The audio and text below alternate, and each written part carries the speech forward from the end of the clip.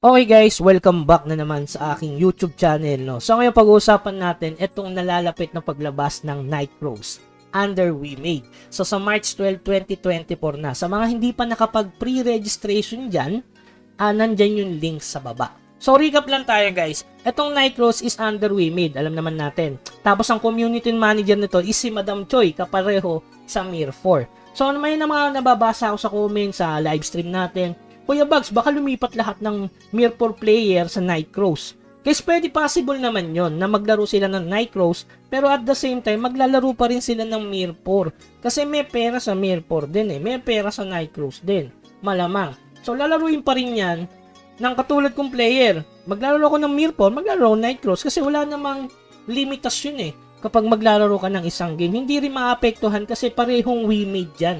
Gawa ni WeMade. Ang hinahabol lang nito ni WeMade or ang parang sabihin natin dito, yung target nila dyan, yung mga gustong maglaro ng magsisimula pa lang sa mahina. Kasi sa Mir4 medyo late na. Alam niyo naman magti 3 years na si Mir4, 'di ba? So mahirap na makasabay dun sa mga veterans o mga nagsimula tapos hanggang ngayon naglalaro pa rin. Iba yung advantage nila at sa bumili lang ng NFT. Sa dami ba namang updates ni Mir4, mapag-iiwanan ka na talaga kung ano ba yung mechanics na ng Mir4. Okay? So, sabay-sabay tayo dito.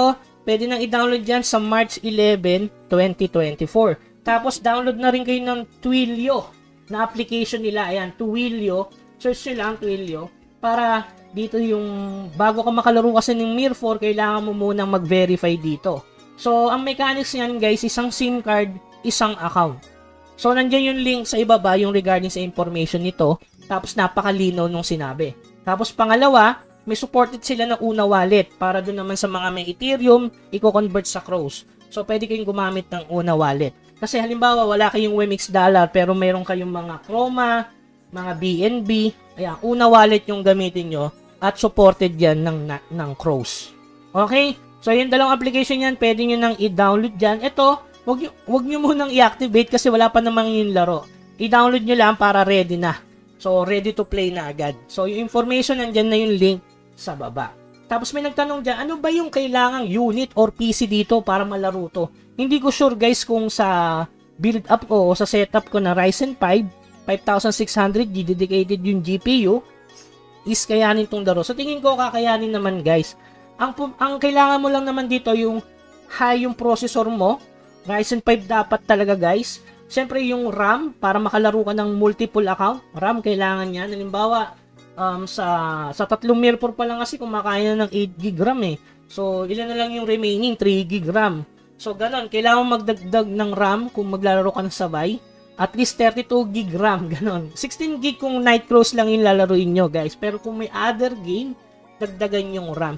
Kung gusto nyo makita yung PC build-up ko ng 18K worth lang, yan dyan yung link sa baba. Kasi marami na nagtatanong nito, kung ano ba yung PC setup ko. Nabili ko siya sa Alabang, sa SGBA. Hindi tayo sponsored So, doon ko siya binili sa Alabang. Sa Festival Mall.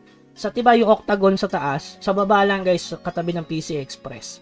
Doon lang siya mabibili. So, meron naman sa Easy PC. Pwede kayo magtanong ng mga unit na ganyan. So, yung pwede nyo itanong. Nandiyan yung link sa baba regarding doon sa PC build up natin. Okay? So, ang maganda lang dito guys, mag-pre-registration na kayo ng at least 20 to 30 accounts kasi kahit hindi mo siya laruin, makukuha nyo naman yung early bird reward. Ito, early bird. Pag early bird ka dito, ayan, may ubang ibon, Nightcrows Black Wings, ayan. Mag-pre-registration na kayo. Magkabukod dyan guys dapat mag-pre-registration kayo sa Google Play Store at syempre yung email verification kasi dalawa yung makukuha mong reward. Okay? So ano ba yung pinakamagandang character dito sa umpisa? Siyempre guys, range. So sobrang dami ng character na gagawa niyan, mahirap makapatay ng monster. Kung naglaro kayo dati ng Mir4 way back 2021, sobrang hirap ng melee. Pero sa late game kasi guys, siyempre advantage yung melee kasi makunat siya lalo na sa mga kumpulang mobs, sa mga raids.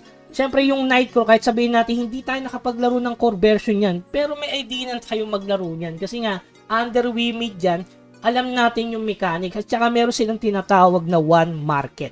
So alamin na lang natin yan kapag lumabas na talaga yung yung Nightcrows na yan. Kasi doon natin makikita talaga yung pinaka-mechanics kasi mahirap manghula sa ngayon yung tinatawag nilang one market, meron daw itong magkakaroon daw ng trade na character. So, iba talaga advantage ng mga range. Ayan, katingin nyo naman, range. Siyempre, hindi mo na kailangan lumapit. Yung range. Siyempre, yung mage, maganda rin kasi range din yan. Matagal nga lang mag-cast ng skill, meron siyang tinatawag na animation. Wala naman tong animation cancel. So, yung animation lang talaga. Kapag, kasi archer, barrel na ng barrel eh. Diba? Siyempre, yung pinaka-the best para sa akin, siyempre, yung warrior pa rin. Kita nyo naman, sa lahat ng nagustuhan ko talaga, depende kasi saan yun, guys eh. Sa trip yung character kapag nagdaro kayo. So, kung napupusuan nyo yung isang range, di mag-range kayo. Kung gusto nyo melee type, mag-melee type kayo. Nasa sa inyo yan, guys. Kung gusto nyo kumita talaga, gumawa muna kayo ng mga range type para makita nyo na agad. Siyempre, mahirap nga makipagsabayan sa sobrang dami. Kung naalala nyo talaga yung sa Mirror, grabe. Hindi ka na makahit ng monster kasi bago makalapit yung melee, patay na yung monster. Pero ang tanong kasi, kapag pumunot na yung monster, di ba? So, yung melee, makakahabol na. Pero sa sobrang dami nga, kahit sabihin natin makunat yung mga mobs, bago ka makatapos ng quest. Kasi, nakinig ako dun sa WeMade nila kasi, yung mga nilalabas nilang video, yung mechanics kasi doon, na pinapakita, is makaka-earn ka via quest.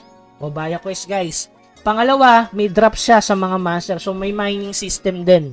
Sa mga hindi nagsasabi. Kasi nga, wag niyong pag-comparein ang Korean version sa global.